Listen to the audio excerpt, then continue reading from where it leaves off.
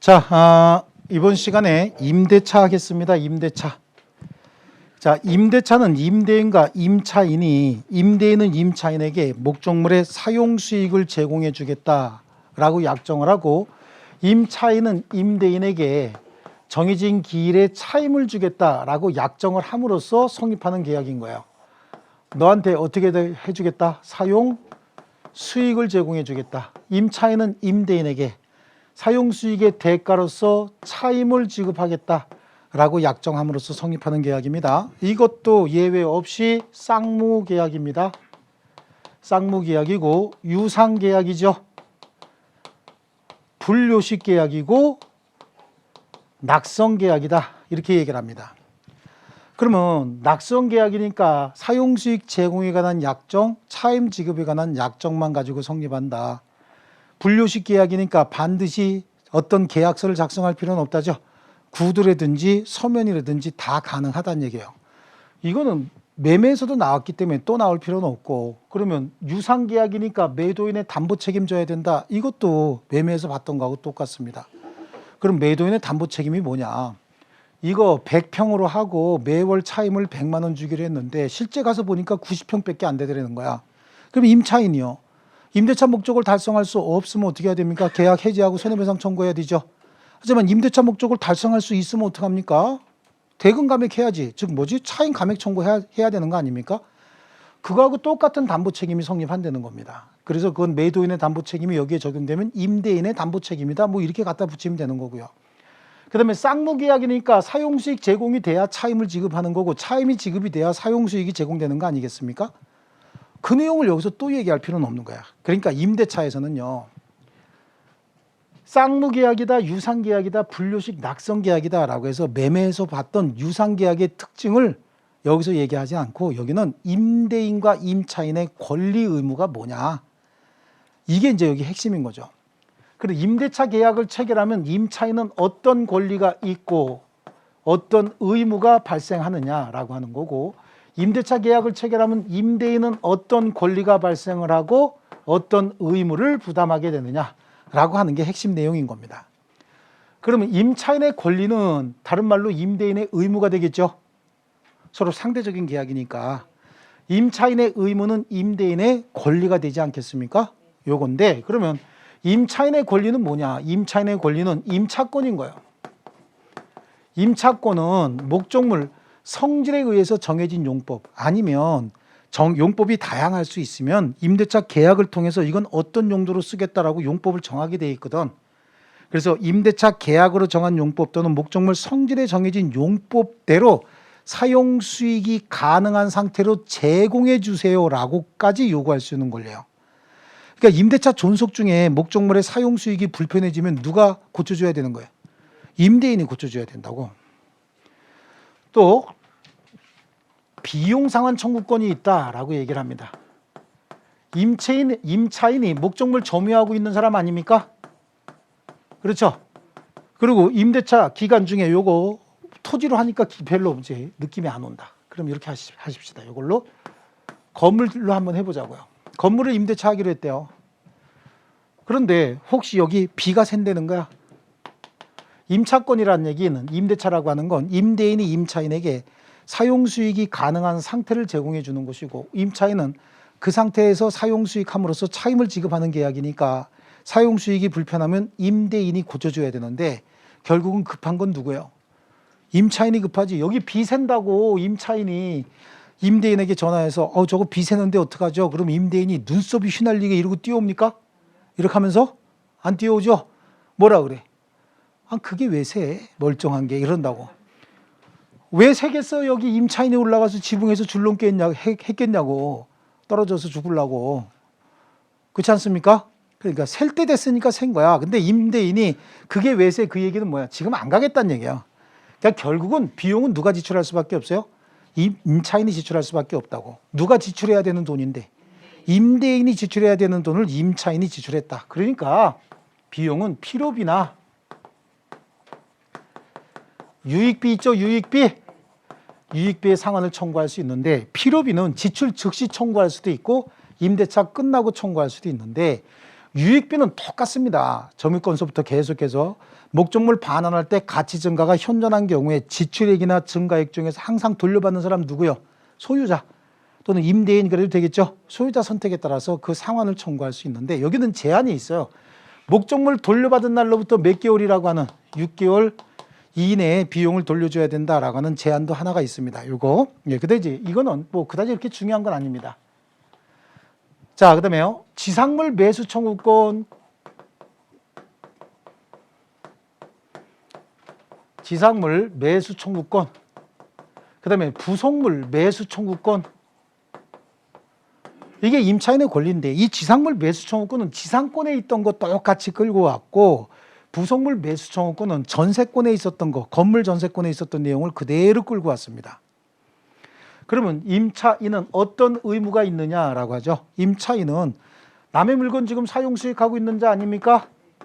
선량한 관리자의 주의로서 목적물을 점유하고 있다가 임대차가 끝나면 어떻게 됩니까? 목적물 반환해야 되는데 어떻게 해서 반환합니까? 원상으로 회복해서 반환할 의무가 있고 특히 더 중요한 건 임대차 기간 중에 차임을 지급할 의무가 있습니다. 만약에 차임을 2년이 아니야 2기 이상 연체하게 되면 임대차 해지에 의해서 임대차는 바로 소멸합니다. 임대인이 임대차 해지해버리면 그냥 바로 임대차는 소멸하는 거예요. 이해하셨죠? 자, 이게 임대차고 그러면 임대인의 권리는 임차인의 의무가 임대인의 권리가 되는 것이고 임차인의 권리는 임대인의 의무가 되는 거겠죠. 이렇게 하는데 시험은 임차인의 권리가 주로 시험에 많이 나와요. 그래서 임차인 위주로 시험에 많이 내요. 왜냐하면 임대인의 권리 같은 거 이렇게 내면 꼭 있는 놈 편드는 것 같잖아. 휴머니즘이 있어 보여 없어 보여? 없어 보이죠. 휴머니즘도 없는 것들이 꼭 휴머니즘 있는 척하고 임차인 위주로 이렇게 냅니다. 아시겠죠? 이 내용 보는 겁니다. 얼른 책으로 가서 보겠습니다. 자, 거기 374페이지 임대차는 당사자 일방이 상대방에게 목적물 사용 수익하게 할 것을 약정하고 상대방이 이에 대해서 차임 지급을 약정함으로써 그 효력이 생긴다 이렇게 됐고요. 법적 성질 3번으로 갑니다. 임대차는 물건의 사용 수익을 목적으로 하는 채권 계약이다 이렇게 돼 있죠. 채권 계약이다. 자, 그리고 다음에 그거 보시면 375페이지에 타인 소유 물건에 대한 임대차 보이시죠? 타인 소유 부동산을 임대한 것은 임대차 해지 사유로 볼 수 없어요. 타인 물건의 매매도 유효 아니었습니까? 타인 물건 임대차도 유효입니다. 약정한 기일에 사용수익이 가능한 상태로 제공만 해주면 되는 겁니다. 그런데 다만 목적물이 반드시 임대인 소유일 것을 계약의 내용으로 특별히 삼은 경우에만 이런 경우에 목적물의 소유자가 임대인이 아니네. 이제 임대인이 이제 목적물의 소유자가 아니네. 그러면 이렇게 특약으로 정한 경우에만 임대차 계약을 취소할 수 있는 사유가 된다라고 하는 거고요. 밑에 동그라미 2번에 차임 지급이 있죠. 차임 지급에 동그라미 기억을 줄치시면 되는 거야. 임대차에 있어서 사용수익의 대가로서 차임의 지급은 임대차의 성립 요소다. 그래서 차임이 없으면 사용대차고 차임이 있으면 임대차인 거예요. 그럼 임대차는 어떻게 성립하느냐? 당사자 합의로 성립합니다. 그래서 낙성계약이라고 합니다. 낙성계약. 합의만 가지고 성립하는 낙성계약이다. 또 법률 규정에 의해서 임대차가 성립하는 경우가 있는데 이거는 통상적인 임대차가 아니라 농지 같은 거 있잖아요. 농지. 자, 나는 농업인이 아닌데 아버지가 돌아가시면서 나한테 농지를 상속을 시켜놨고 그 상속된 농지는 우리 조상으로부터 대대 물려받은 농지예요. 그 내가 농업인이 아니라고 해서 이거를 1년 이내에 팔아야 된다. 그렇게 되면 조상으로부터 물려받은 재산을 파는 일이 되는 경우가 있잖아요. 그리고 내가 나중에라도 내려가서 농사를 지을 생각도 있대요. 그러면 내가 농사를 지을 수 있을 때까지 그 관할 농지은행에다가 강제적으로 임대차 해야 돼요. 그럼 농지은행에서 그 농업 경영을 할 사람에게 다시 또 전대차 합니다. 아시겠죠? 이건 법률 규정에 의한 거고 통상의 임대차가 아닌 거야. 거기 또 심각하게 볼 필요 없어요. 간단하게 봐야 될 건 심각하게 보고 그러면 안 되죠. 예. 자, 임대차의 존속기간입니다. 자, 임대차 계약은 채권 계약이죠. 그 계약자의 원칙상 존속기간 자유롭게 정할 수 있어요. 존속기간 제한 없습니다. 최단기간도 최장기간도 제한 없어요. 하지만 주택임대차보호법이나 상가건물 임대차보호법에 보면은 임차인을 보호하기 위한 조치들이 들어가야 되잖아요. 그러니까 거기는 최단 기간을 제한해 놨지만 우리 민법상 임대차는 계약 자유의 원칙이 철저하게 적용이 됩니다. 그래서 존속 기간을 자유롭게 정할 수 있어요. 아시겠죠? 예. 그래서 존속 기간 약정을 할 수도 있고 안 할 수도 있고, 존속 기간 100년으로 할 수 있습니까? 없습니까? 있습니다. 200년은요? 할 수 있어요. 그다음에 존속 기간을 약정하지 않은 경우 또 200년 그러면 또 항해 들어올라. 어떻게 200년을 임대차입니까? 이러고 불안한데, 그죠? 할 수 있어요. 약정을 할 수 있다 그런 얘기예요. 자, 존속 기간을 100년으로 정하지 않았는데 그냥 단순히 임대차 하자. 얼마까지 쓸 건데요? 그냥 하자. 기간 없이 사자라고 하면 기간 정함이 없는 임대차 아닙니까? 이건 기간 정함이 없는 전세권하고 똑같이 기간 정함이 없는 임대차에 임대인과 임차인, 당사자는 언제든지 상대방에게 임대차의 해지를 통고할 수 있고, 임대차를 해지하겠다라고 상대방에게 알리고 상대방에게 도달하면 임대인이 한 경우에는 6월이 경과되면 임대차가 종료가 되고, 임차인이 한 경우에는 1월이 경과되면 임대차가 종료가 됩니다. 이건 부동산의 경우에 그렇고, 동산 같은 경우는 쌍방 모두 며칠이죠? 5일인 거야. 600이 1은 5죠? 그리고 써놓고 보니까 임차가처럼 보여, 안 보여? 그래, 임대차. 그래서 이렇게 만드는 거야, 실제는.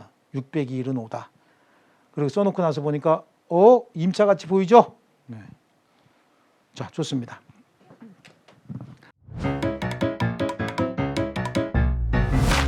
에듀윌 유료 회원만의 명품 교수 서비스.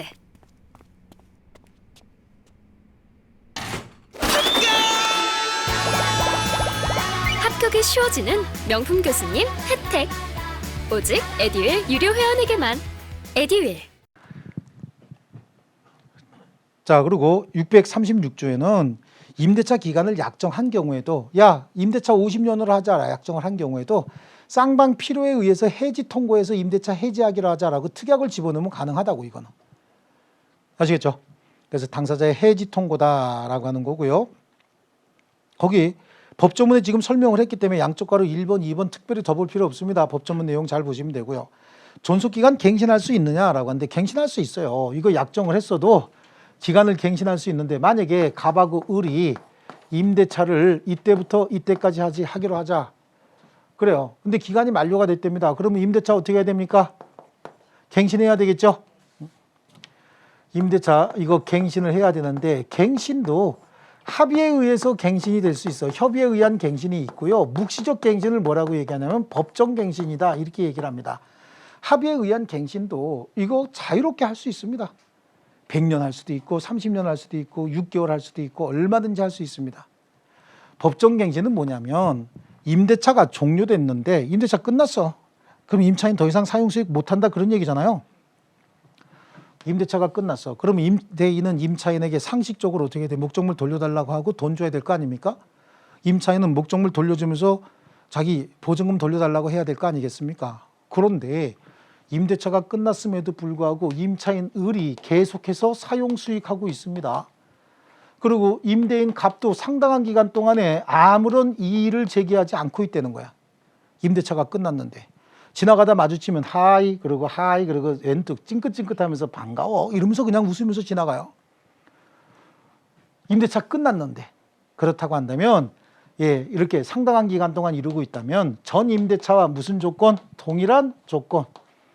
기간은 정함이 없는 임대차로 갱신된 것으로 본다. 기간 정함이 없는 임대차는 또 이게 적용이 돼야 될 거 아니겠습니까? 예. 다만 전 임대차에 대하여 제3자가 제공한 담보는 소멸한다. 전 임대차에 차임 지급을 담보하기 위해서 보증금이 지급될 수 있죠.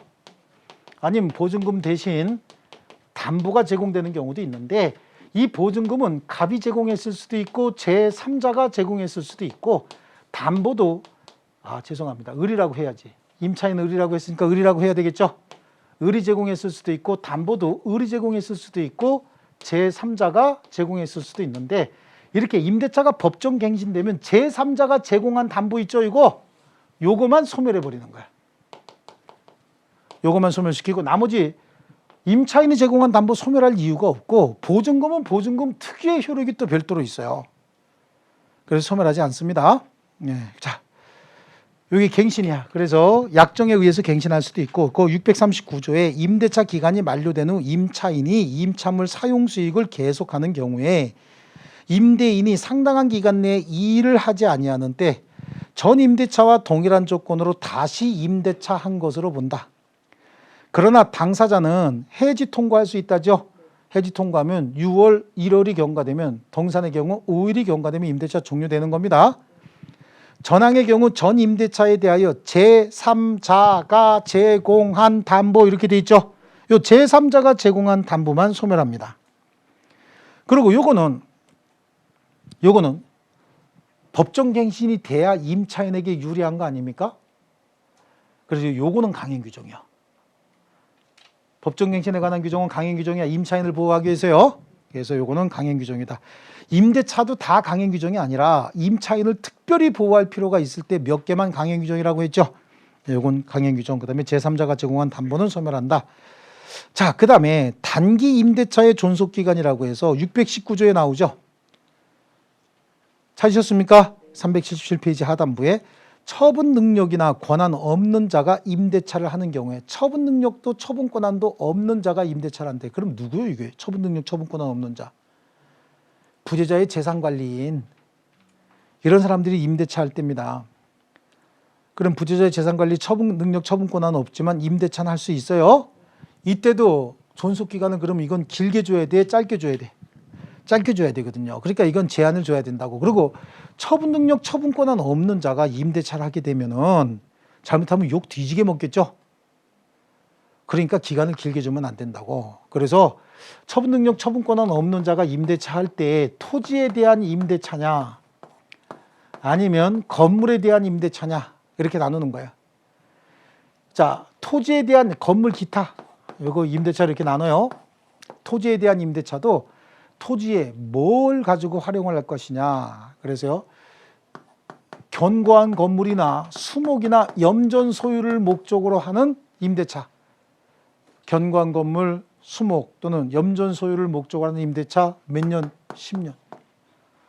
기타 토지 임대차 얘기하는 거예요. 기타 토지 임대차는 5년. 건물 기타는 몇 년? 3년. 이게 최장기간 요구인 거예요. 왜 이렇게 정했는지 아세요? 얘 잘못 임대차하면 욕 뒤지게 먹는다 그랬죠? 합치면 몇 년이야? 그거 봐. 그쵸? 욕 뒤지게 먹을까 봐 이렇게 해놓은 거야. 내가 정한 거요? 민법이 돼 있는 거예요. 민법이 돼 있는 거예요. 전혀 이렇게 몰상식한 얘기 안 해요. 자, 그래서 식목 체험, 그 다음에 석조 이런 것들은 견고한 건물이잖아요. 이런 건 몇 년이라고요? 10년.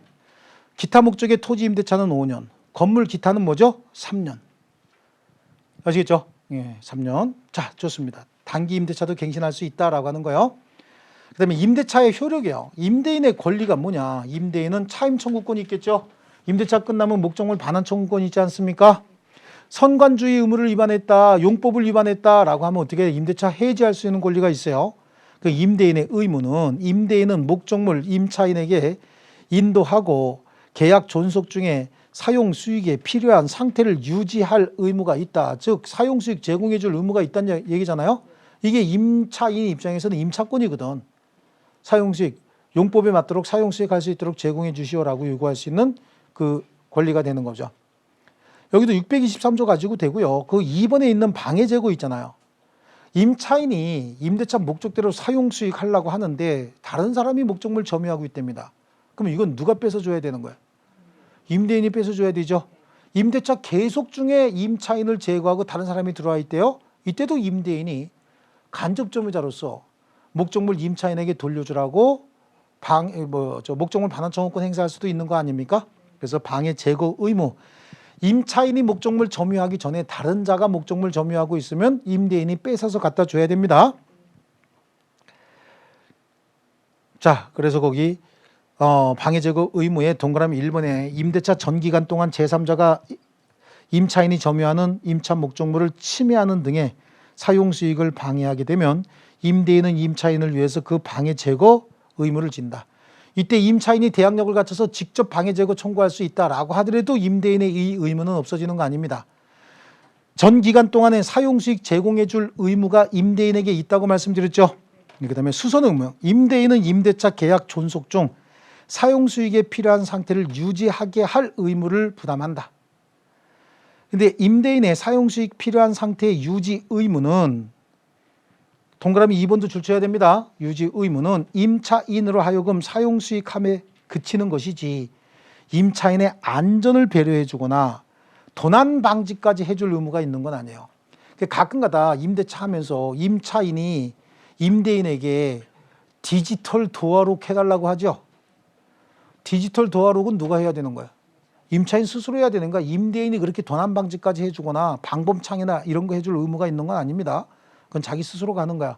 그거 설치하려면 어떻게 해야 돼? 임대인 동의 받아야지. 자기 마음대로 막 철문 뚫고 이러면 안 됩니다. 아시겠죠?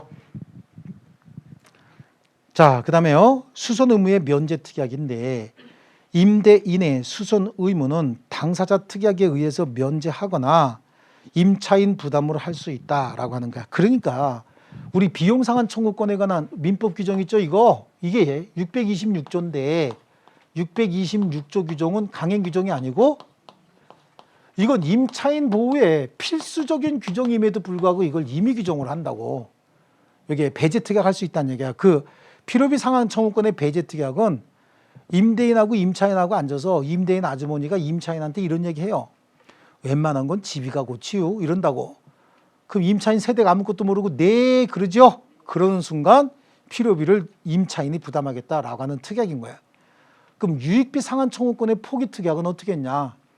옛날에 복덕방 할아버지들이 계약서 써주면서 복덕방 할아버지 그 임대인이 자기 친구야. 맨날 막걸리 먹는 친구. 그러니까 임대차 계약서 써주면서 어떻게 써주냐면 임대차가 종료되면 임차인은 자기 비용으로 목적물을 원상복구 임대인에게 반환한다. 이렇게 자기 비용으로 원상복구 반환한다 이런 얘기 들어가잖아요. 그럼 목적물의 가치를 증가시키기 위해서 뭔가 이렇게 갖다 붙였어도 이거 어떻게 원상복구 한다는 얘기야. 자기 돈으로. 이 경우에는 그럼 원상복구는 면하는 대신 임대인 당신 가지시오 라고 특약한 것으로 봐버리는 거예요. 우리 판례가. 그러니까 필요비 상한 청구권의 포기 특약도 관습적으로 해왔고 유익비 상한 청구권의 포기 특약도 관습적으로 해왔기 때문에 이건 포기 특약이 가능하다고 얘기하는 거죠. 그래서 거기 그 얘기가 나오는 거야. 임대인의 수선 의무는 당사자 특약에 의해서 면제하거나 임차인 부담으로 웬만한 건 집이가 고치요 이거죠. 그래요. 그런데 즉 수선 의무 면제 특약에 의해서 동그라미 2번입니다. 4주 줄게요. 임대인의 수선 의무를 면하게 되는 것은 소규모 수선이 하나고 대규모 수선은 여전히 임대인이 부담한다. 자, 이게 뭐냐면 이렇게 돼서 웬만한 건 집이가 고치요 그랬어요. 근데 여기 저 비가 조금 새. 간단하게 수리할 수 있는 비가 새는 정도야. 그럼 이건 임차인이 고쳐야 되죠. 근데 비가 새는 정도가 아니라 태풍이 와갖고 지붕이 날아갔다고. 없어져 버렸다는 거야. 이것도 필요비 지출해야 되거든요. 이건 누가 고쳐야 돼? 이건 임대인이 고쳐야지. 이게 웬만해 이게? 이건 엄청난 일이죠. 그러니까 이거는 임대인이 여전히 부담한다. 왜냐하면 특약을 어떻게 했다고요? 웬만한 건 이런 식으로 했단 말이죠. 이게 다 판례에 반영이 되는 겁니다. 이해하셨죠? 아무리 유명하시더라도 저랑 공부 스타일이 안 맞으면 그냥 안 맞더라고요. 애들 유료회원이면 교수님들을 고를 수 있으니까 과목별로 나만의 드림팀을 만든 느낌? 저랑 꼭 맞는 교수님을 선택할 수 있었던 게 합격 비법이었던 것 같아요.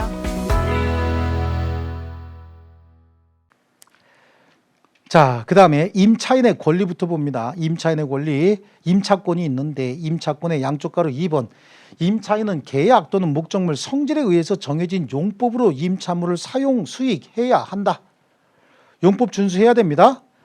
또 동그라미 2번에 임차인은 임대인 동의 없이 그 권리를 양도하거나 임차물을 전대하지 못한다.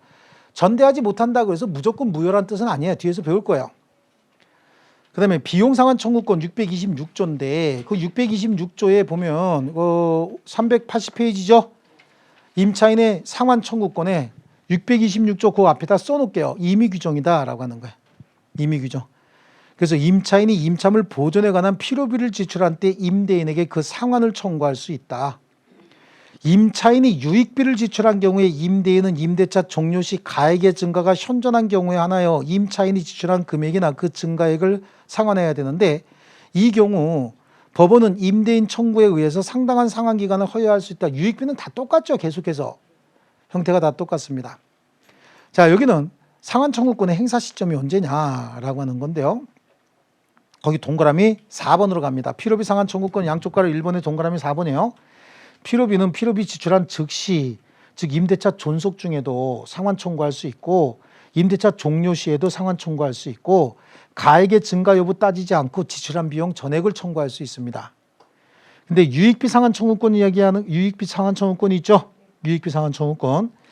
자, 여기서 유익비 상환 청구권은 가액의 증가가 현존한 경우라고 얘기했지 않습니까? 여기 동그라미 3번에 가액의 증가가 현존한 경우란 유익비 지출로서 목적물의 객관적 가치가 증가됐어야 되는 거예요. 임차인의 개인적인 취향 만족을 위해서 갖다 붙였다든지 임차인이 개인적인 영업 증진을 도모하기 위해서 갖다 붙인 물건 있죠. 요거는 유익비라고 볼 수가 없습니다. 그래서 그 두 번째 줄에 임차인의 주관적인 취미나 특수 영업 목적을 위해서 지출한 것은 유익비로 인정되지 않습니다. 그건 다시 철거해가고 철거가 안 되면 손해배상까지 해줘야 되는 거예요. 그건 싹 다.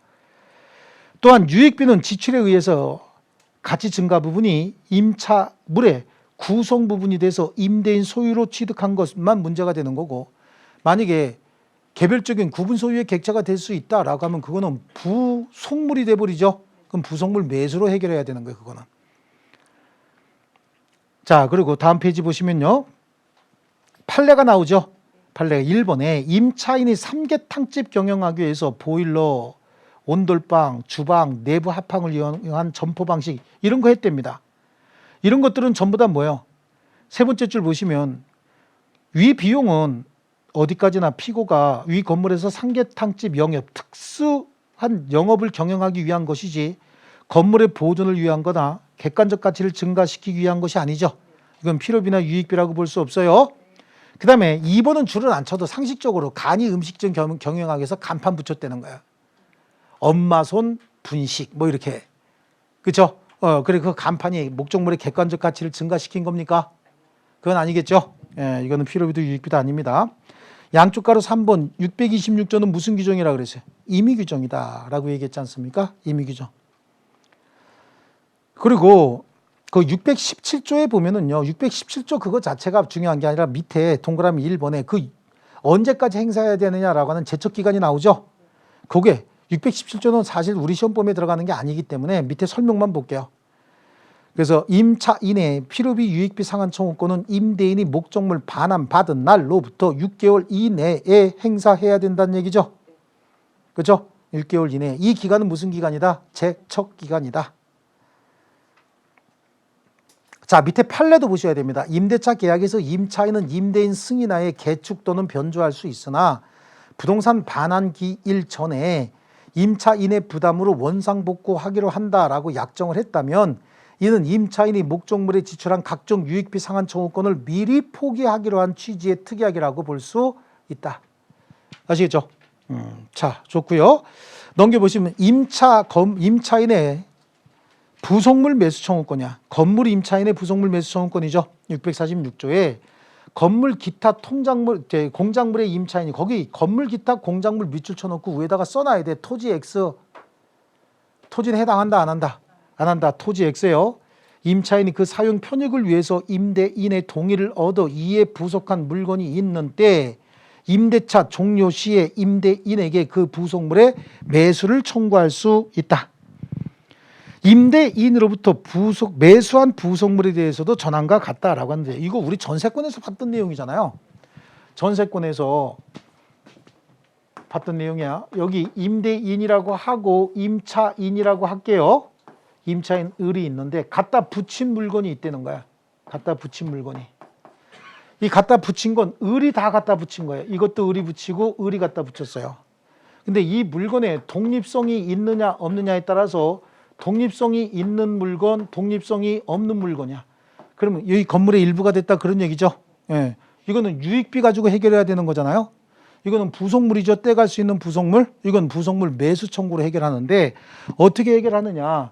이 부속물이 임대인의 동의를 받아서 부속을 시켰다든지 임대인으로부터 매수한 경우에 이때 매수 청구권 대상이에요. 이것도 임대차가 기간 만료로 종료됐을 때나 매수 청구 대상이지 차입연체 등으로 임대인의 해지에 의해서 임대차가 종료될 때는 매수 청구권 행사할 수 없고, 이 매수 청구권은 뭡니까? 형성권입니다. 매수 청구 당시 시가 상당액으로 매매 계약이 바로 성립하는 것이고, 이거 임차인이 매수 청구권 행사하지 않고 그냥 수거해 갈라 그럴 때 또 임대인도 야 웬만하면 팔고 가라고 할 수 있어요. 그래도 정당한 이유 없이 거절할 수 없다 이렇게 돼 있습니다. 아시겠죠? 자, 그래서요. 행사 요건에 보시면 행사 요건에 동그라미 3번 볼게요. 임대차가 기간 만료로 종료 시 그래요. 기간 만료로 종료 시 청구할 수 있다. 그러나 임차인의 채무 불이행으로 임대차가 해지돼서 종료되는 경우에는 부속물 매수 청구권 행사할 수 없다. 그리고 앞에서 계속 봤던 매수 청구권은 형성권이다. 그럼 바로 매매 계약이 성립한다 그런 얘기고, 이 매수 청구권은 임차인 보호하기 위해서 굉장히 중요한 거죠. 강행 규정입니다. 다음 페이지 383페이지에 나와 있죠. 강행 규정이다라고 하는 거예요. 그런데 일시 사용을 위한 임대차에는 적용이 없다. 두 번째 줄 뒷부분에 보이시죠? 일시 사용을 위한 임대차가 뭡니까? HOTEL, MOTEL 이거 있죠? 영어를 너무 많이 쓰긴 하죠. HOTEL이나 MOTEL 출장 가서 거기 들어갔으면 어떻게 해야 돼? 빨리 씻고 자야지. 거기다가 밤새 뭘 붙였대. 아침에 나오면서 저거 사시죠? 그러면 임대인이 뭐래요? 경찰에 신고합니다. 머리끄댕이 잡고. 그죠? 영업 훼손했다고. 예, 여기는 청구할 수가 없는 거겠죠? 자, 그 다음에 토지 임차인의 갱신 청구권과 지상물 매수 청구권이요. 그 위에 있는 판례 한번 볼까요? 똑같은 취지의 판례인데 앞에서 봤던 내용하고 2번 판례만 볼게요. 2번 판례.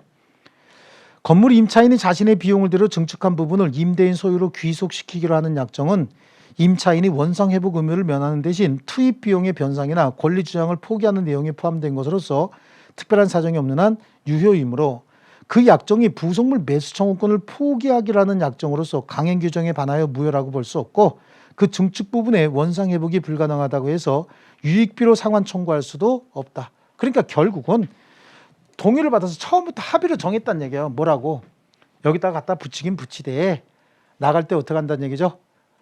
내 비용으로 철거하는 회수하는 대신에 너에게 주겠다라고 약속을 하고 처음부터 갖다 붙였다는 거예요. 그럼 이건 부속물 매수 청구권의 포기특약이에요. 이 포기특약은 임차인에게 특별히 불리하지 않습니다. 임차인에게 특별히 불리하지 않으니까 임차인이 내가 부속물을 붙이되 임대차가 끝나면 너희에게 주고 가겠다라고 약속을 한 거지. 오히려 이거 임차인이 회수하는데 돈이 더 많이 들어갈 수도 있죠. 예. 그렇기 때문에 그런 특약은 할 수 있다는 겁니다. 그다음에 토지 임차인의 갱신 청구권과 지상물 매수 청구권인데 이거는 우리 민법 제 283조 지상권에 나왔던 내용이 그대로 들어간다고.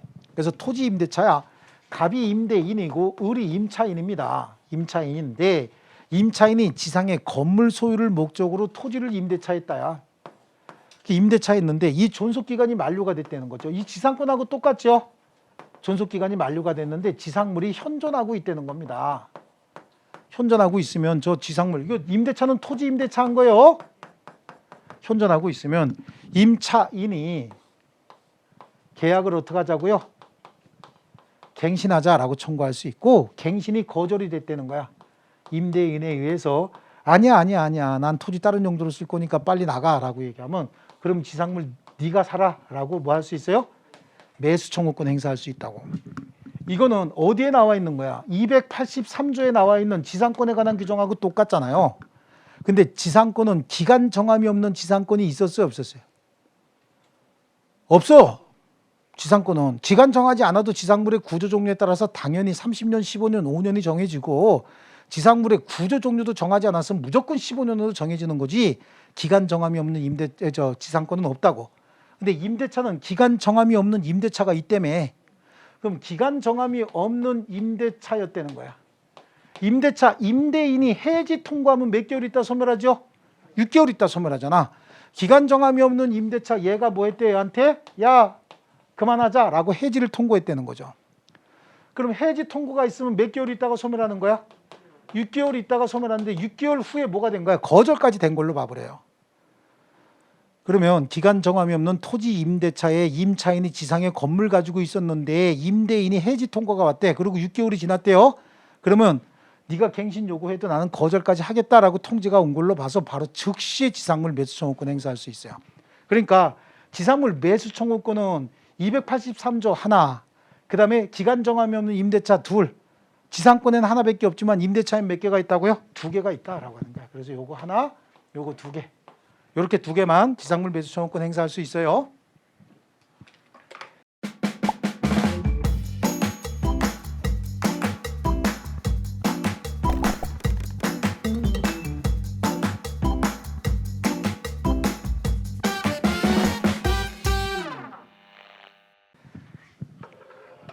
자, 그래 지상물 매수 청구권 283조하고 똑같은데 임차인이 지상물 매수 청구권 행사하려면 임대차 기간이 만료되고 임차 지상에 건물 기타 공작물이 있어야 되고 갱신 청구 먼저 하고 임대인이 거절해야 되는데 384페이지로 가면 매수 청구 대상이요.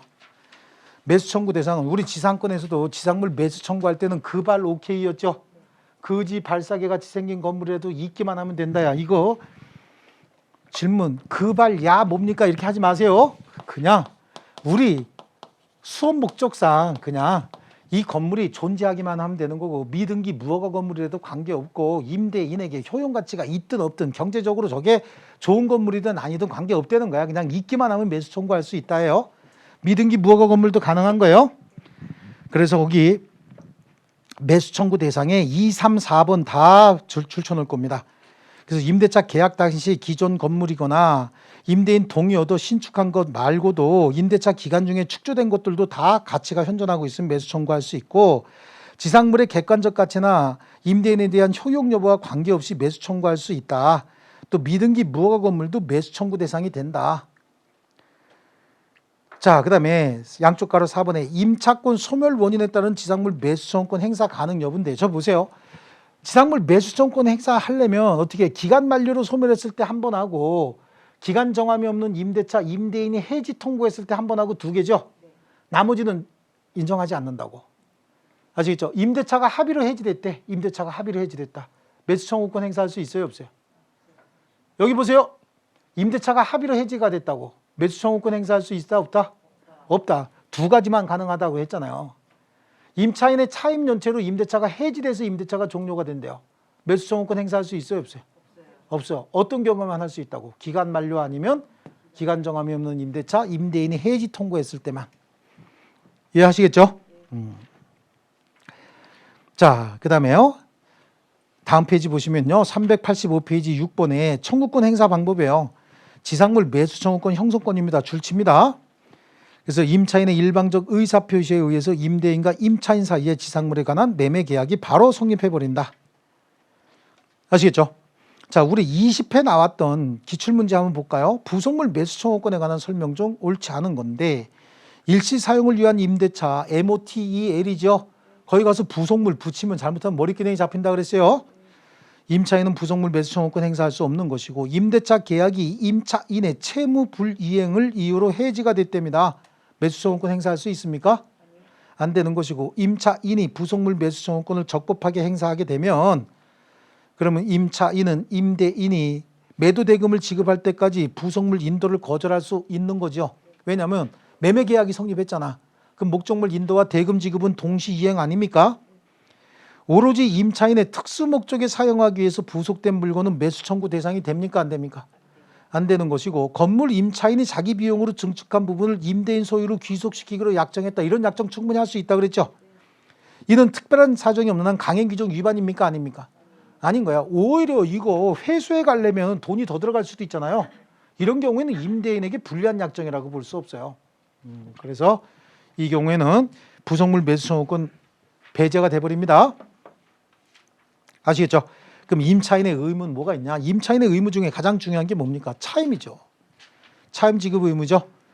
차임인데 차임의 내용은 줄칩니다. 차임은 금전에 한하지 않는다라고 하는 거 하고요. 차임은 그러면 언제 지급하느냐? 이건 다 임의 규정이거든. 합의로 정하면 돼요. 근데 합의로 정하지 않았으면 어떻게? 후급이지, 후급. 그러면 이것도 우리 주변 생활에 가까이 있는 것들, 이건 자주 주는 거야.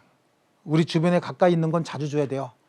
우리 주변에 가까이 있지 않고 멀리 있는 것들은요. 너무 자주 줄 필요는 없어요. 1년에 한 번 정도만 주면 돼요. 이거 특약으로 다 달리 정할 수 있어. 근데 정하지 않았을 때 문제인 거예요. 그럼 우리 주변에 가까이 있는 것들이 뭐냐? 동산은 항상 우리 주변에 있지. 동산이 멀리 있나요? 동산을 임대차 할 때 그럼 가까이 있는 거 임대차 한 거야? 멀리 있는 거 임대차 한 거야? 가까이 있는 거. 그다음에 건물도 우리가 늘 들어갔다 왔다 갔다 하는 거 건물 아닙니까? 건물. 그다음에 대지는 뭐야? 건물이 있는 땅. 대지에 관해서는 주변에 가까이 있는 거야. 매월 말에. 그다음에 기타 토지 임야 얘기하는 거지. 임야는 가까이 있어. 저 멀리 있어요. 멀리 있는 거야. 산. 임야 산. 이런 것들은 매년 말에 임의 규정이야 달리 정할 수 있어요. 수확기가 있는 건요. 수확하기 전에 줄 필요 없지. 수확 후 지체 없이 지급한다. 그다음에 차임연체 640조에 건물, 기타, 공작물 임대차에서 임차인의 차임연체 액이 2기 차임액에 달하는 때 임대인은 계약을 해지할 수 있다. 여기 2기 동그라미 칩니다. 여기서 2기라고 하는 건 한 달에 한 번씩 주기로 했으면 2달분에 해당하는 금액, 6개월에 한 번씩 주기로 했으면 1년분에 해당하는 금액인 거예요. 아시겠죠? 그래서 총액 금액을 가지고 한 달에 100만 원씩 주기로 했다. 그러면 연체액의 합계액이 200만 원이 되면 2기액에 달하는 겁니다. 자, 그런 정도 보고요. 혹시 642조에 보면은 토지 임대차의 해지와 지상 건물에 대한 담보 물권자의 통지인데 이것도 우리 지상권에서 봤던 거잖아요. 전세권에서도 보고요. 전조의 경우 지상에 있는 건물, 기타, 공작물이 담보 물권의 목적이 된 때는 288조, 즉 지상권에 관한 규정을 준용을 한다. 여기 건물 얘가 요거 여기다가 요거 소유자는 을이잖아요. 저당권 설정했을 수 있죠. 근데 얘가 임대차가 해지가 된다라고 하면 얘한테 손해가 생길 염려가 있으니까 얘한테 통지해 주라고. 빌려준 돈 회수할 기간을 좀 줘라. 통지해 줘야 된다라고 하는 거고요. 자, 그다음에 임대인의 차임 채권 확보를 위한 법정 질권과 법정 저당권 그렇습니다. 법정 질권, 법정 저당권은 임대차에 나온다고 했죠. 요거는 그냥 있다만 아시면 되는 거야. 있다를 알아야 된다는 얘기는 있다로 끝나는 게 아니라 법정 질권이나 법정 저당권을 인정하는 것은 물권 법정주의 위반이다 아니다. 위반이 아니다. 이렇게 접근하시라는 얘기입니다. 자, 그 다음에 차임의 증감 청구다라고 하는데, 자, 목적물 일부가 멸실됐대요. 여러분, 이 목적물 일부가 멸실됐는데 임차인의 책임 없는 사유로 멸실이 됐다. 그럼 불가항력으로 멸실됐다 그런 얘기잖아요. 그럼 멸실된 부분에 임대차 종료돼야 되죠. 멸실된 부분에 전부 멸실됐으면 전부 종료해야 되는 거고 일부만 멸실됐으면 일부만 종료되는데 일부 멸실의 경우 나머지 부분으로 임대차 목적을 달성할 수 있느냐 없느냐 이걸 따져야 되거든. 나머지 부분 가지고 임대차 목적을 달성할 수 있으면 차임 감액으로 끝나고 계속 사용수익하면 되지만 나머지 부분으로 임대차 목적을 달성할 수 없으면 해지해야 되는 거 아닙니까? 네. 그래서 거기 임차물의 일부가 임차인의 과실 없이 멸실 기타 사유로 사용수익할 수 없게 된 때 임차인은 그 부분 비율에 의한 차임 감액을 청구할 수 있는데 제2항 전항의 경우 잔존 부분으로 목적 달성할 수 없으면 어떻게 해야 됩니까? 해지해야 되죠. 차임 감액 청구권 형성권이죠. 매분, 소, 증감 청구권까지요. 또 사정 변경을 이유로 차임이 감액이 될 수도 있다. 증감도 청구할 수 있다. 이거는 경제사정 변동으로 크게 신경 쓸 거 없습니다. 그 다음에 양쪽 가로 6번에 공동 임차인의 연대 의무인데 여러 사람이 공동으로 목적물을 임차한 경우에 민법은 임대인을 보호하기 위해서 임차인이 연대해서 의무를 부담하도록 한다. 자, 모든 의무를 다 연대해서 부담해야 되는데 이렇게 생긴 물건이야. 이렇게 생긴 물건인데 임대인이 갑인데 임차인 을하고 병이 와서 아 요거 좀 분할해서 우리한테 임대해 주시죠 라고 했는데 갑이 분할해서 임대해 주죠. 그럼 각각 차임이 만약에 이게 전체가 200만 원이다. 근데 자기가 분할해 줬다. 그러면 을은 100만 원만 내고 병도 100만 원만 내면 되는 거야. 임대인이 분할해 주면. 근데 임대인이 뭐라고 얘기하는 거야? 니네가 알아서 분할하고 사용 수익해. 그 대신 매월 200만 원씩 차임만 가져와. 이렇게 얘기를 했다고. 그 지네들이 알았습니다. 고맙습니다. 그리고 이렇게 분할해서 지네끼리. 그리고 얘는 장사가 잘 되는데 얘는 장사가 안 된다고. 그럼 얘는 계속해서 차임을 100만 원씩 내겠죠. 얘는요. 못 낼 거 아니겠어요? 근데 얘네들은요. 내 것만 내면 되는 게 아니야. 연대해서 같이 책임을 지기 때문에 이 누가 내든 200만 원 내야 되는 거예요. 근데 얘는 계속해서 100만 원 내고 있어. 얘는 계속해서 100만 원 안 내고 있어. 그럼 100만 원씩 연체죠. 4개월 지났다 그럼 몇 개월분 된 거야? 2달분 차임에 이익이 차임에 달하는 거 아닙니까? 그럼 임대차 해지해 버린다고. 그럼 얘는 눈이 커져갖고 길길이 뛸 거 아니겠습니까? 왜요? 해지가 되면 얘도 나가야 되거든. 그러니까 갑이 분할해 준 게 아니라 지네끼리 분할해서 썼다라고 하더라도 차임 지급 의무 및 목적물 원상 회복 반환 의무는 공동으로 연대해서 책임져야 되는 거예요. 아시겠죠? 임차인의 보관 통지 의무인데 이건 선량한 관리자의 주의 의무가 있고요. 혹시 임차 목적물에 권리를 주장하는 자가 나타나서 내 물건이니까 나가 그러면 아마 통지하지 말아도 통지할걸요. 그래서 거기 634조에 임차물의 수리를 요하거나 임차물에 대하여 권리를 주장하는 자가 있는 때에 임차인은 지체 없이 임대인에게 이를 통지하여야 한다. 그러나 임대인이 이미 이를 알 때는 그러하지 않아. 알고 있는 거 자꾸 통지해 줄 필요 없잖아. 어떤 사람이 물건 달래요. 알았어, 내가 가서 해결할게. 조금 있다 어떤 사람이 물건 달래요. 글쎄 아까 얘기했잖아. 알았어. 또 조금 있다 어떤 사람이 물건 달래요. 그럼 알았다고 했지. 그래요. 조금 있다 또 전화하면 그때부터 욕 나오지. 너 지금 나 성질 돋구는 거지. 그러고 그렇지 않겠습니까? 그래서 알고 있는 걸 뭘 자꾸 통지하느냐라고 하는 거고, 인용 의무는 혹시 말이죠. 이 임대차에 이 물건을 임대차 있는데 이 임대차 물건에 하자가 있어서 붕괴되어 갖고 임차인 다칠 우려가 있다는 거야. 그럼 이거 수리 누가 해야 돼요? 임대인이 해야 되는 거야. 임대차 기간 중에 유지, 수지, 수전, 보수를 다 임대인이 해야 되기 때문에 그거 안에서 다쳤다 그러면 임대인이 다 책임져야 돼요. 그럼 고치기 위해서 임차인 너 좀 나가라 그럴 거 아니야. 좀 비워줘라. 그럼 받아들여야 된다고. 그런데 기간이 얼마나 됩니까? 그때 일주일 정도 고쳐야 되겠다. 이건 할 수 없이 받아들여야 되는 거야. 근데 기간이 얼마나 됩니까? 그때 8개월 그랬대. 그럼 8개월 동안 계속해서 텐트 치고 살아야 되겠어? 이 겨울에? 그때는 어떻게 해야 됩니까? 임대차 해지해 버릴 수도 있는 거죠. 그래서 임대인이 임대물 보존에 필요한 행위를 하는 때 임차인은 이를 거절할 수 없는 거예요. 예를 들어서 이게 보존에 필요한 행위는 건물도 있지만 토지 같은 거 있잖아요. 토지 임대차 있는데 여기 축대가 이렇게 있다고. 임차인이 여기 지금 토지 살고 있는데 비가 와서 이거 무너져 버릴 수 있다고. 그럼 여기다가 옹벽 쳐야 될 거 아니냐고 이렇게. 그래서 이렇게 옹벽 쳐갖고 이거 전단치도 이렇게 해가지고 해야 되겠죠 이거. 그럼 옹벽 치기 위해서 공사해서 장비 같은 거 들어야 되니까 너 좀 잠깐 나가 있어라. 그럼 나가 있어야 된다고. 아시겠죠? 아, 나 여기서 지금 양계장 하고 있는데 이거 잘못하면 우리 닭들 다 굶어 죽는데 닭 몰고 나가야 된다고. 그래서 닭을 몰고 나간다 그런 노래도 있는 거예요. 자, 여기다 이렇게 채워서 이거 옹벽 치는 거 있죠? 이거 하겠다 그러면 임차인 받아들여야 된다고. 위험을 방지하기 위한 거니까요. 그런데 625조에 임대인이 임차인 의사에 반하여 보존행위 할 때, 그럼 임차인은 도저히 이걸 받아들일 수 없는 정도까지 하고 있답니다. 그럼 임차인은 이로 인해서 임대차 목적 달성할 수 없는 때 계약을 해지할 수 있다. 임차인이 필요에 의해서 붕괴될 것 같으니까 고쳐주세요 그런 게 아니라 임대인이 붕괴될 것 같으니까 임차인 너 나 고치는 동안 잠깐 나가 있어. 그럼 임차인은 아 참 이거 힘든 일 생기네. 근데 얼마나 걸려요? 8개월. 그러면 해지해야 되죠. 임대차 해지해 버린다. 이해하셨죠? 자, 그다음에 부동산 임차권의 물권화 경향 여기서부터는 좀 쉬었다 하겠습니다.